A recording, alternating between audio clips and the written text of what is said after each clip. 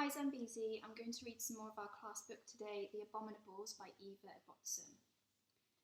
When Agatha had been in the valley about 30 years and Ambrose, Clarence and Lucy were already children, rather than babies, a very old and stringy female yeti tottered into the valley from a range of mountains to the east. They called her Grandma, and just sometimes after she had taught her to speak, Agatha wished she hadn't, because all Grandma did was grumble. She grumbled about her share of jumper berries at lunchtime and about how careless Ambrose was, bouncing on her corns. But the Yetis knew one had to be kind and gentle to the old, and they behaved beautifully to Grandma. The only thing they wouldn't do, even for Lady Agatha, was to keep their earlids open when she sang, and really, she couldn't blame them.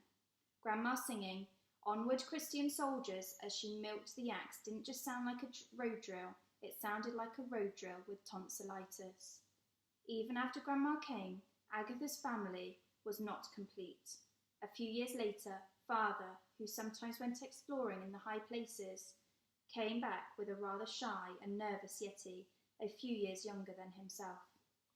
When he was young, Uncle Otto, as they called him, had had a dreadful experience. He was standing on a pinnacle of a rock, admiring a most beautiful and uplifting sunrise, when two Sherpa porters, carrying the baggage for a party of mountaineers, had come round the corner and seen him. Uncle Otto had smiled most politely, showing all his beautiful white teeth in welcome, but the porters had just screamed and gibbered, and throwing down their packs, had rushed down the mountain so fast that one of them had fallen into a crevice and been killed. After this, Uncle Otto had always felt shy and unwanted, and soon afterwards a bald patch had appeared on his high, domed forehead.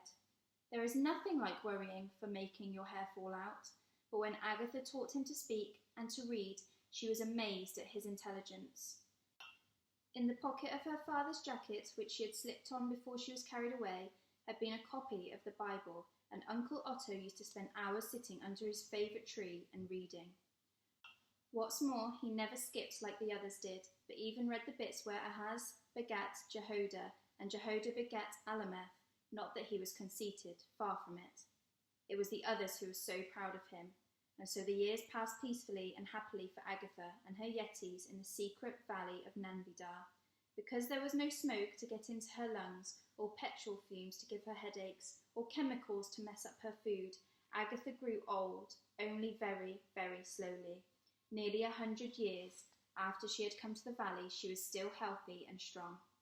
But in the meantime, the world outside was changing. More and more mountaineers came to climb the high peaks with newer and shinier tents and ropes and ice axes, and stood up about on the top of them being photographed and quarrelling about who had got there first.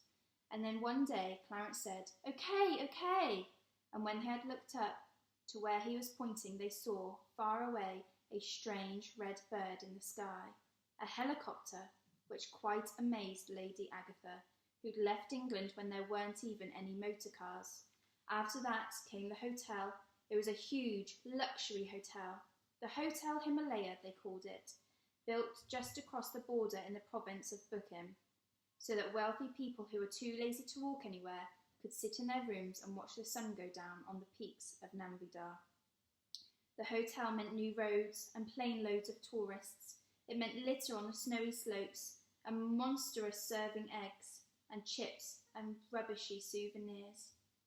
It also meant new kinds of people, property developers and speculators, people who thought of the mountains not as beautiful places to be respected, but as something that might make them rich. Lady Agatha wasn't a worrier, but she began to worry now. It seemed to her only a matter of time before someone discovered the valley, and she knew enough about the cruel and terrible things that might happen to her Yetis if the wrong people found them.